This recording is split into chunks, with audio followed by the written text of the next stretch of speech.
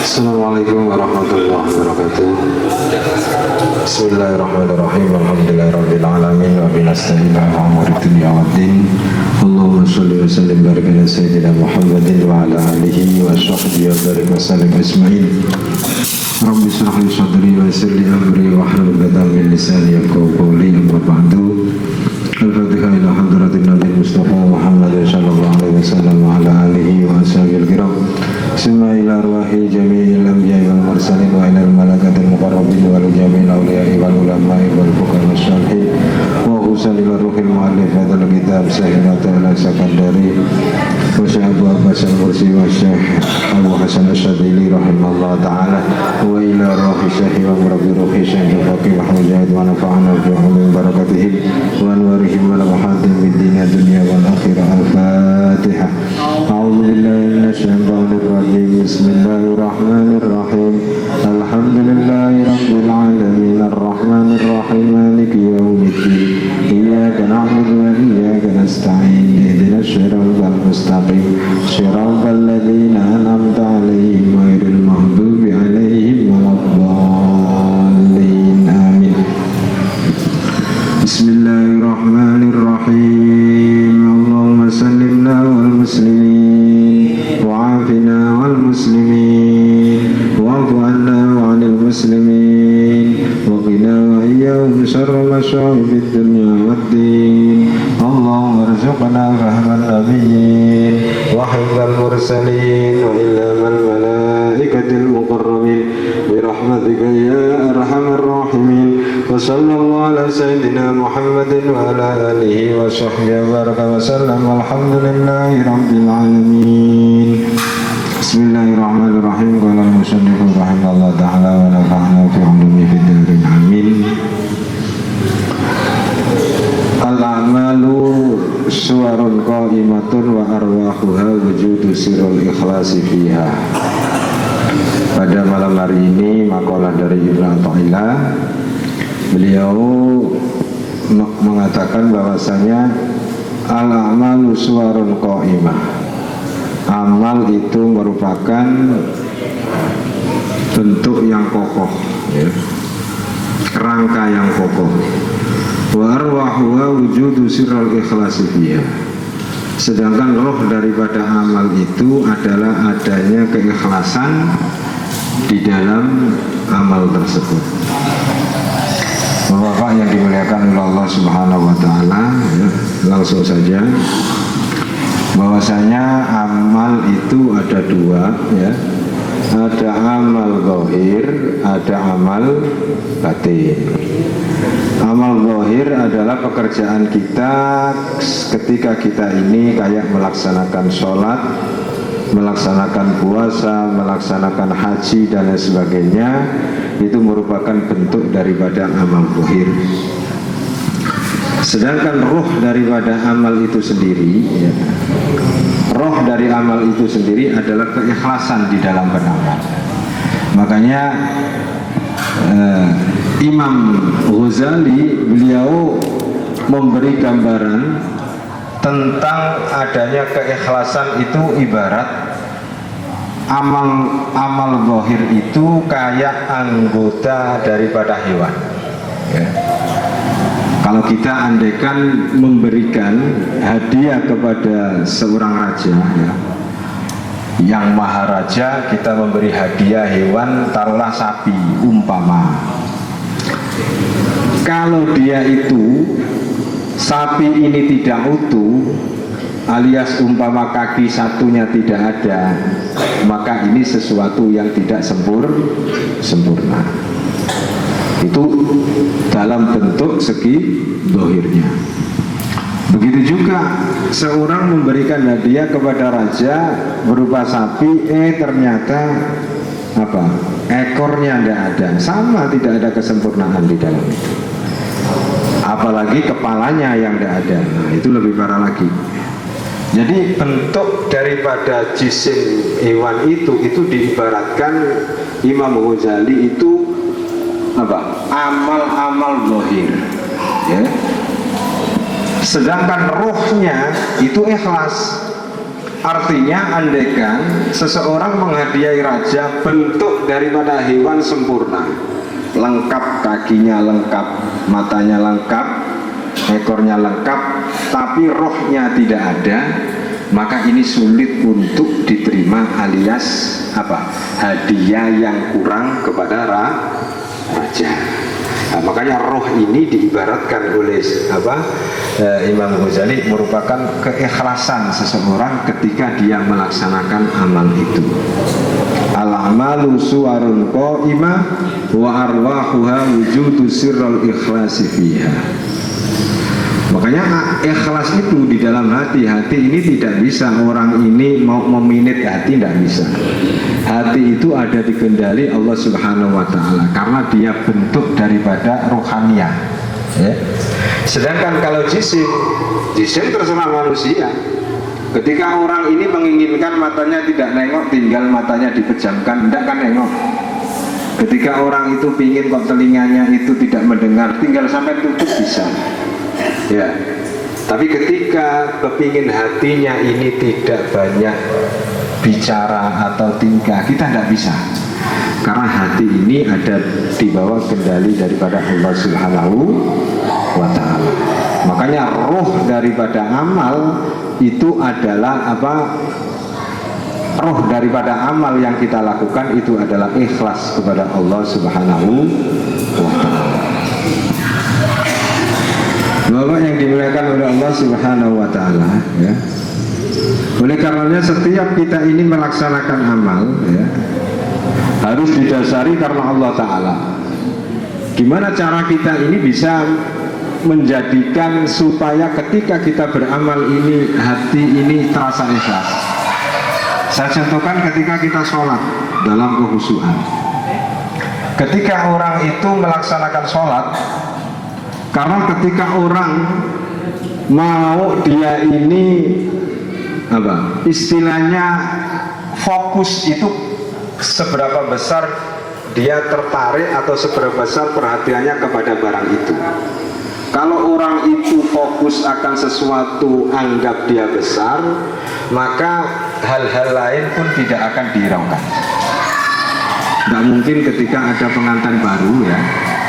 Ini contoh-contoh saja biar kita gampang mencerna. Ada pengantin baru malam pertama, itu otomatis yang dipikirkan antara pengantin laki-laki perempuan itu yang dipikir itu cuman ya itu. Tidak mungkin dia mikir yang namanya apa kolam aku udah dibersihkan tadi, apa motor aku udah dicuci, tidak akan terpikir. Apa sebab? Karena yang menjadi di hati dia sesuatu yang besar di mata dia, mata hati dia, ya, keinginan dia itu ya cuma itu. Artinya ketika hal seseorang menganggap sesuatu itu besar nilainya, mengalahkan daripada yang lain, maka gampang orang itu untuk khusyuk, untuk ikhlas menjalankan daripada amal ibadah. Saya contohkan ketika sampai ini makan gampangannya, kan tidak pernah makan enak, umpama tidak pernah makan sate, tidak pernah makan gulai, sampai makan nasi cuman kerupuk lauk sedikit, itu sampai makan biasa hari itu. Ketika pas makan di samping ada sate, Pak, ada gulai yang nyaman, ini khusyuk tidak sampai makan, ini tertarik. Seakan-akan kita ini rasa-rasa makan tapi pikirannya ke sebelah. Apa sebab? Karena dalam hati ini menganggap yang besar, yang nyaman di hati dia adalah yang sebelah tadi, satu itu. Itu begitu juga ketika kita khusyuk dalam sholat, ikhlas karena Allah. Sebenarnya ketika kita takbir itu kita udah berjanji pada dasarnya. Allahu Akbar, apa artinya? Allah Maha Besar. Artinya kita udah berikrar ketika takbir tidak ada yang besar nilainya kecuali hanya Allah. Tapi dalam perjalanannya gimana ketika kita sholat? Nah, kan? takbir udah selesai, Fatihah itu pun diselingi lari pikiran kita. Artinya ada sesuatu yang besar selain Allah di hati kita. Maka untuk ikhlas secara benar itu sulit, perlu latihan. Latihannya gimana? Ya itu tadi, anggap besar hanya Allah, selainnya kecil. Itu sesuatu yang paling bisa memberi manfaat kita, yang menghilangkan madarat kita, itu hanya Allah Subhanahu wa Ta'ala. Kayak kita sedekah, kalau kita meyakini bahwasanya uang itu titipan Allah, milik Allah, itu ringan kayak iya enggak Pak? Karena apa? Titipan itu kan nyaman kan.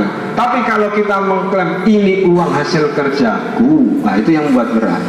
Sehingga yang timbul ketika sedekah, aku udah sedekah, aku udah ngasih dan lain sebagainya.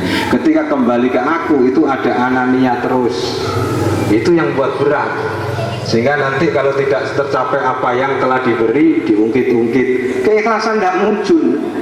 Tapi kalau udah yang kita yakini dalam hati, yang memberi semua Allah, yang bisa menjalankan aku sholat juga Allah, yang bisa membuat aku bisa takbir Allah dan sebagainya, selain Allah kecil, maka orang itu akan hatinya selalu condong mengingat Allah. Aqimis sholata lidzikri, itu begitu. Jalankan sholat untuk mengingatku. Satu contoh, ketika orang itu menganggap besar, ya, ibarat orang ikhlas itu, orang yang ikhlas itu apa sih? Ikhlas itu murni, tidak ada campuran. Kalau kita ngopi berarti kopi saja, tidak ada gula. Artinya kalau orang tidak ikhlas berarti mencampur adukkan. Nah ini yang dikatakan ulama tasawuf itu apa? Syirik khafi. Biarpun statusnya bukan syirik mensyirikkan Allah, bukan, mensyirikkan adanya sesuatu yang besar selain Allah, biarpun tidak disengaja. Buktinya apa? Buktinya ketika kita udah mengikrarkan Allah yang maha besar di dalam sholat, itu bukan main keadaan kita, hati kita. Karena apa? Hati ini yang mengendalikan Allah. Makanya ketika kita sholat itu kita minta kepada Allah sebelumnya gimana? Doanya Pak. Kadang-kala orang baca surat Qul a'udzu binnas, itu minta pertolongan. Kalau keadaan tangan, manusia bisa mengendalikan. Mau tangan ini tidak bisa bergerak, kita sedekapkan, bisa. Telinga tidak mau bisa mendengar, kita tutup, bisa. Mata tidak bisa, sengaja kita ingin supaya tidak melihat, kita kita pejamkan mata, bisa. Tapi ketika hati ini mau kita apakan kalau tidak ada. Makanya ulama katakan paling tidak kita ketika sholat itu paling tidak mengetahui arti daripada sholat, arti daripada apa yang kita baca, sehingga kita agak tertuntun untuk khusyuk di dalam sholat. Ataupun ada ulama yang katakan ketika kamu ini kok mengingat makhluk ketika di dalam sholat, balikkan, kamu ingat apa? Mengingat kebun. Oh, kebun itu milik Allah, jadi kembali lagi ke Allah. Kamu mengingat istri kamu yang cerewet, oh itu semua kehendak Allah, jadi kembalikan ke Allah, biarpun yang terlintas adalah makhluk. Ibarat orang itu dikejar ular, bahkan orang itu memperhatikan sekelilingnya.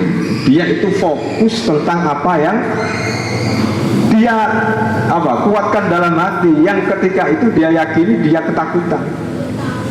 Makanya ikhlas itu sebenarnya, orang tidak ikhlas itu ibaratnya kalau sholat itu, kalau orang tidak ikhlas itu agak aneh.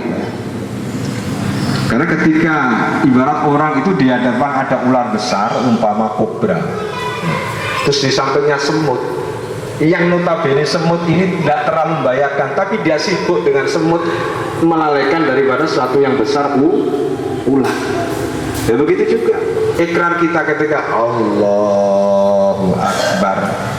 Nah itu kan, maka ketika Allahu Akbar dipusatkan hati kita, Allah yang maha besar, lalu kita berdoa.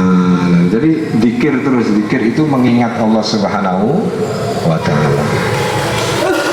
Itu perlu. Karena kadangkala fataha babal qabul wa ma fataha rubbama fataha babat ta'a wa ma fataha babal qabul. Kadangkala hamba itu dibukakan Allah pintu bisa taat, akan tetapi tidak dibuka Allah pintu diterimanya daripada taat. Makanya terusannya apa? Terusannya daripada maqala Ibnu Athaillah, idfin wujudaka fi ardil humul fama nabata mimma lam tudfan la yatimma nata'iju. Kita disuruh untuk menyembunyikan ya apa-apa yang telah kita lakukan dalam hal perkara yang sunnah, tidak sesuatu yang dituntut untuk ditampakkan. Kayak apa? Jamaah itu ya memang harus ditampakkan. Ibadah haji, jangan pernah kita ini ibaratnya ingin terkenal tentang hal-hal kesolehan kita, karena ini suhro itu sangat membahayakan. Tidak hanya kita pada dasarnya, dulu itu di zaman iblis itu ya begitu. Benar enggak? Iblis itu ketika disuruh oleh Allah sujud, iblis itu ratusan tahun dalam beribadah. Di dalam kitab Sab'atul Kutub itu iblis itu 20.000 tahun itu memberi mau'izah malaikat, 80.000 tahun itu berdiam di surga ya. Dan iblis ini ratusan ribu tahun, sehingga di dalam setiap yang namanya langit dia mempunyai gelar. Ada yang namanya At-Tuqa, gelar iblis, Al-Abid ya. Ada namanya lagi Al-Khazin, itu gelar-gelar iblis. Di langit ketujuh Azazil, tapi di Lauhil Mahfuz gelarnya iblis. Iblis itu artinya terputus dari rahmat Allah. Apa sebab? Dia tidak mau sujud karena apa? Karena dia menganggap bahwasanya apa yang dia lakukan taat kepada Allah, yang diandalkannya adalah ketaatan kepada Allah Subhanahu wa ta'ala. Jadi ketika dalam taat itu pada dasarnya banyak yang namanya nafsu yang muncul di dalam kita lakukan. Kalau sampai enak baca ayat, enak di dalam taat, seharusnya juga harus kita jangan lalu saya udah ibadah, jangan. Perlu diteliti, kadang-kala nafsu ketika menempel dalam perkara taat itu sulit untuk dibedakan. Contohnya apalah? Contohnya ketika sampai ini baca Quran pakai suara son, ketika sonnya mati udah tidak mau baca, itu berarti ada nafsu yang menempel. Atau sampai rajin ke masjid karena dijadikan imam, sekali tidak dijadikan imam tidak mau datang ke masjid, artinya ibadah kita selama ini terjangkiti penyakit.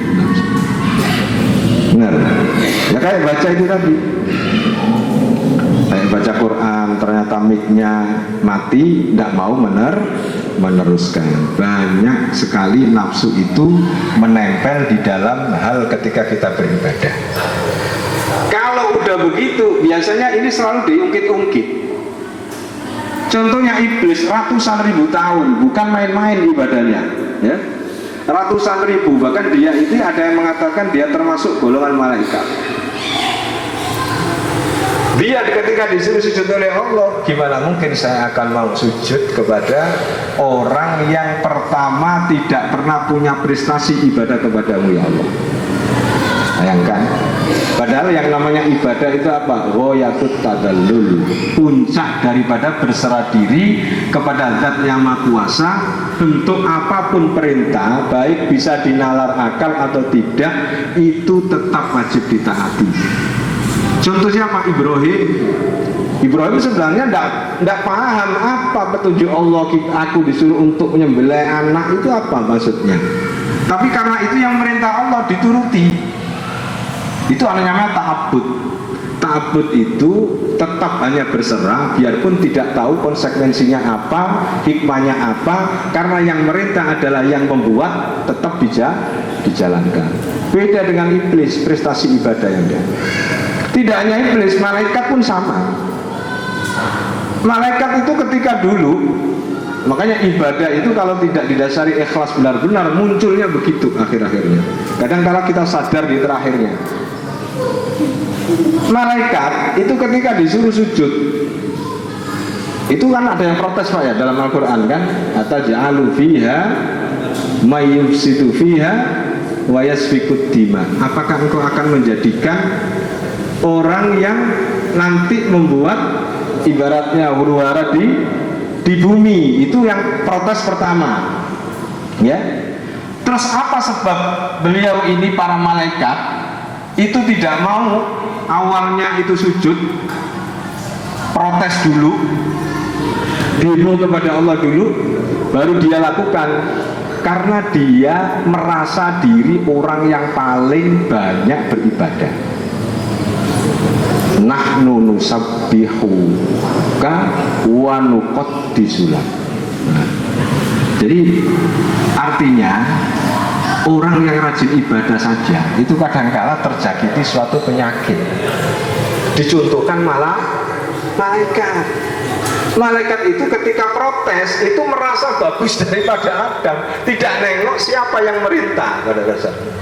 Sehingga yang diutarakan alasan mengapa pakai protes ketika dijadikan Adam khalifah itu kesalahan dia ketika banyak membaca tasbih terus menerus, dan juga dia ini banyak sujud kepada Allah Subhanahu wa ta'ala.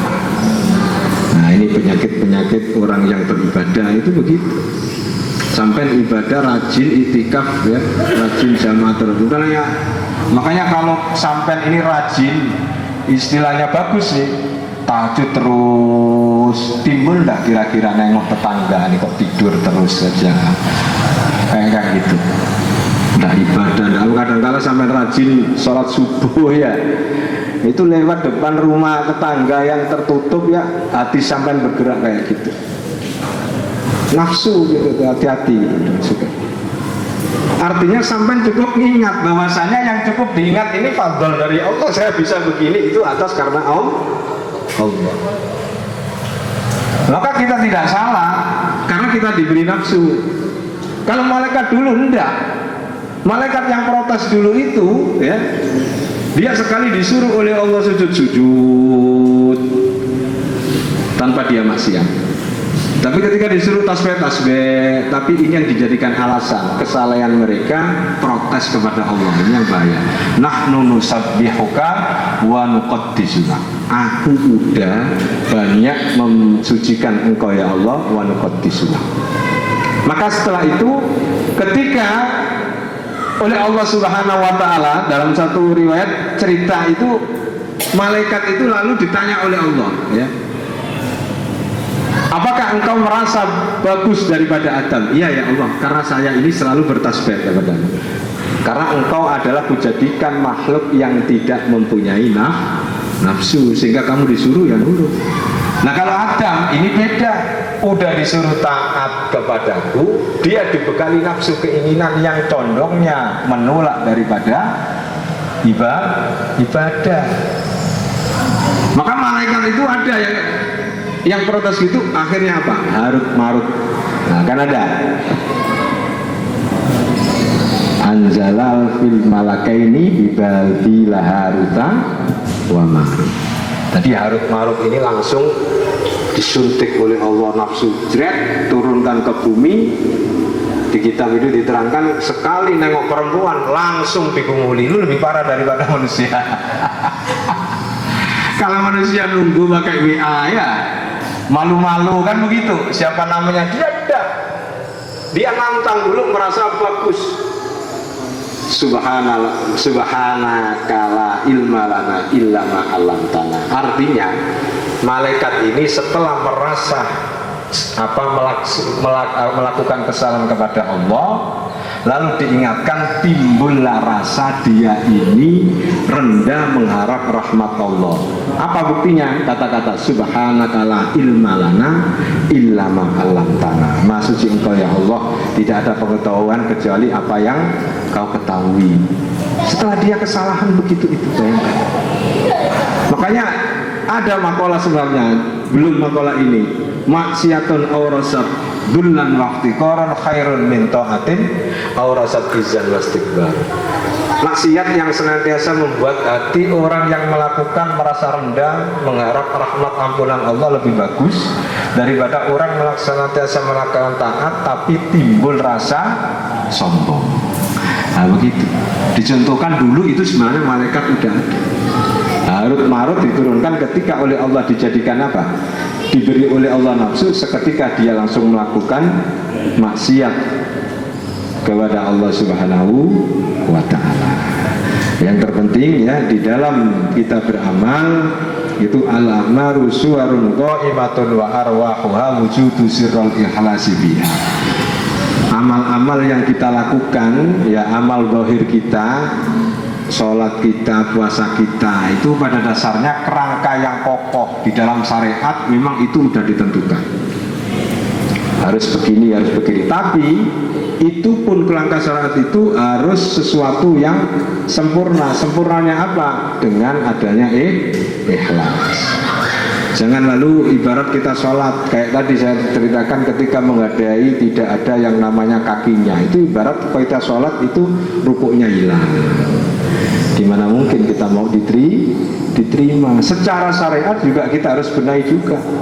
Biarpun toh sapi itu ada rohnya, terus kakinya ada, kepalanya ada, tapi yang namanya ekornya tidak ada. Itu ibarat ketika sholat itu tidak ada tahiyat awalnya, kayak gitu.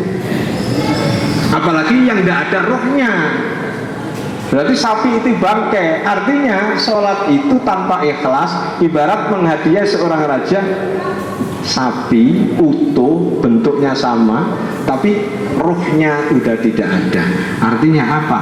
Manakah mungkin, kata Imam Ghazali, seorang raja besar itu mau menerima daripada amal hadiah kita. Makanya termasuk nikmat daripada Allah itu adalah sholat berjamaah. Itu ketika orang salah satu tidak ada yang khusyuk, itu semua terbilang khusyuk kalau memang ada khusyuk, itu loh. Itu fadilahnya jamaah. Kalau sampai itu sholat sendiri di rumah, besar kemungkinan antara bainal qabul waradud. Ya. Karena apa? Karena kalau menurut Imam Ghazali ada sihat ada sartu siha wa sartul qabul. Itu bahaya kalau di dalam fikih Ghazali itu begitu, Pak. Yang namanya ikhlas, khusyuk itu termasuk rukun dari sholat. Banyak orang tidak jadi sholat. Iya. Ada apa tadi?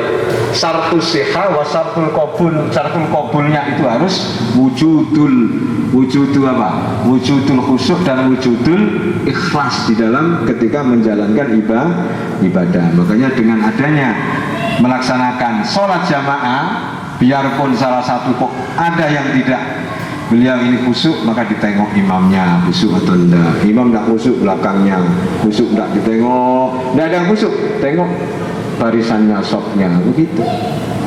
Dihitung semuanya bagus. Kalau sholat sendiri di rumah ya harus benar-benar top sama sholatnya. Harus sabar kota. Selain ganjarannya satu, ya beda dengan yang jamaah. Dah sekalian Pak. Udah masuk waktu, kurang berapa menit? Oh masih 55. Ada tanya?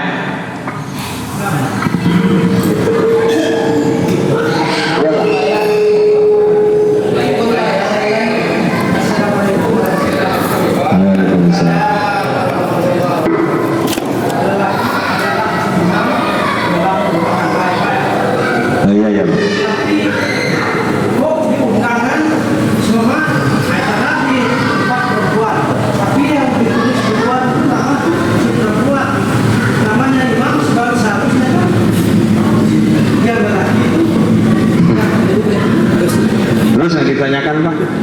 Jadi yang benar. Oh, saya bukan bagian buat undangan Pak. Itu kebijakan yang pantasnya orang itu laki-lakinya. Iya, aku pikir. Iya benar. Ya bapak ibu gitu Pak, yang baru bapak dulu. Salahkan percetakan Pak biasanya.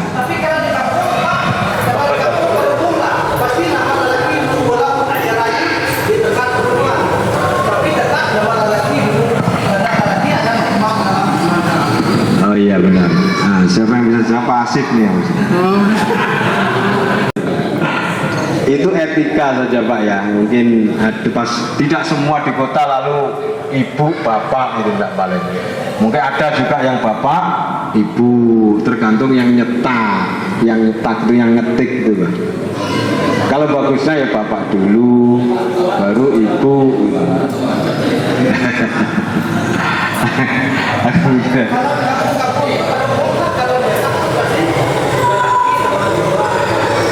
Iya, itu tidak begitu substansi benar Pak.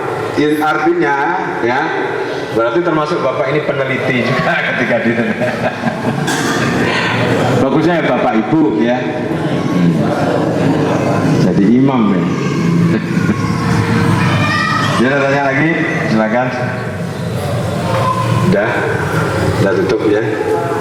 Subhanakallah walhamdulillah asyhadu an la ilaha illa anta astaghfiruka wa atubu ilaik. Assalamualaikum warahmatullahi wabarakatuh.